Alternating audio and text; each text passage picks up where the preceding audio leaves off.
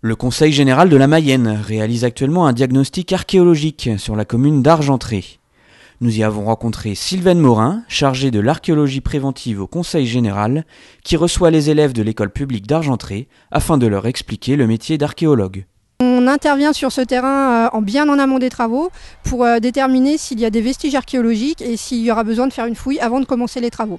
Alors là, on est sur la deuxième phase de la première tranche. On a fait une première tranche de 27 hectares en début d'année, de janvier à avril, on va dire. Là, on a repris fin août et on devrait finir la phase terrain mi-octobre. Alors on a trouvé des choses intéressantes, oui effectivement. On a notamment des traces d'occupation gauloise avec une fosse et peut-être un bâtiment sur trou de poteau qui daterait, selon les études des céramologues, de la fin du 6e siècle avant Jésus-Christ, du début du 5e siècle.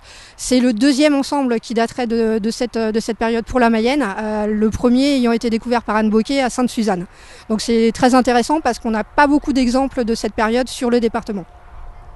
Ensuite, on a trouvé également des vestiges qui datent du Haut Moyen-Âge et du Moyen-Âge, avec notamment un ensemble de 4 fours à chaux qu'on a trouvé au mois de février-mars de cette année. Depuis environ 5 ans, on met un point d'honneur à accueillir les scolaires des communes concernées.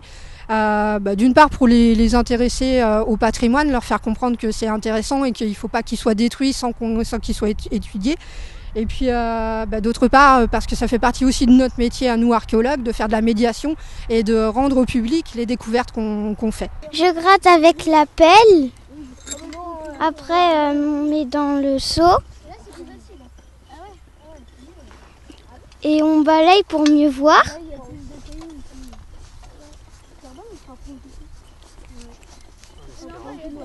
En espérant trouver des fossiles.